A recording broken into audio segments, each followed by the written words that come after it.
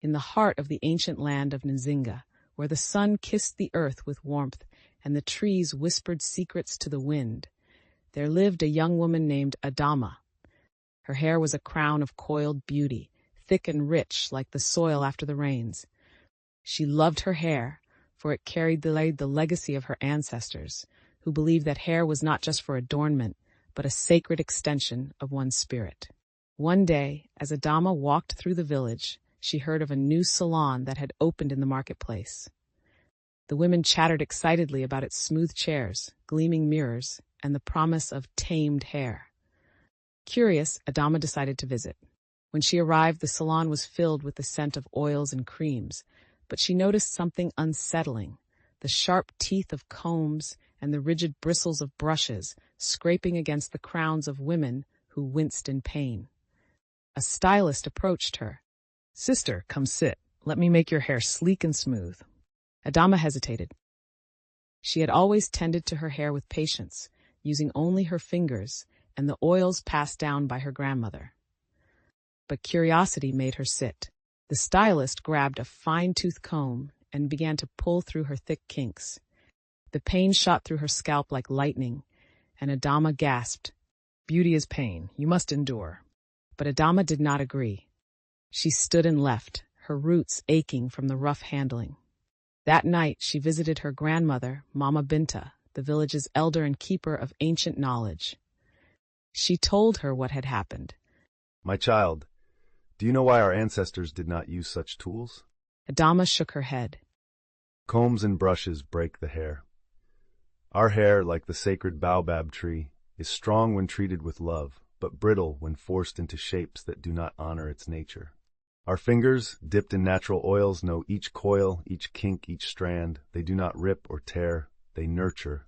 Adama listened, the wisdom settling deep in her heart.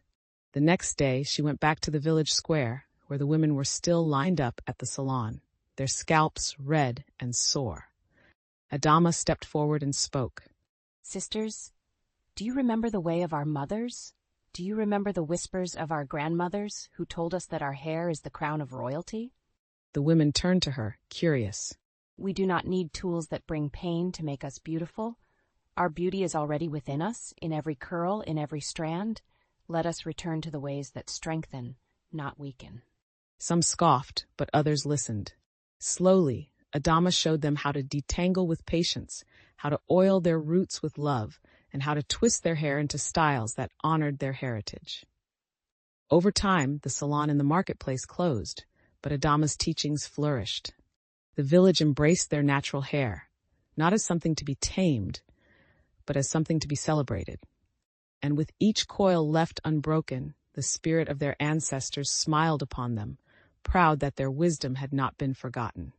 From that day on, Adama's name was sung in the village as the keeper of the crown's truth, the one who reminded them that their beauty was never meant to be painful, only powerful.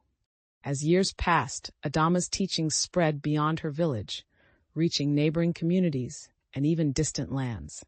Women who once struggled to accept their natural hair began to see it as a source of pride, rather than something to be fixed. She traveled far and wide, visiting villages and teaching young girls the traditions passed down by their ancestors. One day, a group of young travelers arrived in Nzinga, seeking the wisdom of the famous Adama. Adama welcomed them warmly and led them to the great tree where her grandmother had once shared her wisdom. "Our hair is like the earth, resilient, strong, and full of life. It should be nurtured, not tamed. When we care for it with patience, we honor ourselves." The travelers took her lessons back to their homelands, sharing the knowledge with their own people. Soon, a movement blossomed, and salons that once promoted painful grooming techniques began to shift toward gentler, ancestral methods. Years later, when Adama had grown old and her hair had turned silver, she sat beneath the great baobab tree, watching as the next generation continued the traditions. She smiled, knowing that the wisdom of the ancestors would never be forgotten. Her spirit, like her hair, remained unbroken, forever intertwined with the legacy of her people. Even after her passing, her legacy endured. A great festival was created in her honor, where women and men alike would gather to celebrate their natural beauty. They painted murals of Adama on the walls of the village, depicting her with a crown of curls, her hands gently touching the hair of a child. Her story was told in songs, passed down from one generation to the next. As the years turned to centuries, Nzinga became known as the land where hair was honored, where no one used combs or harsh tools, and where natural beauty was celebrated above all else. Women from far and wide continued to travel to Nzinga to learn the ways of Adama, ensuring that the wisdom of their ancestors would never be lost.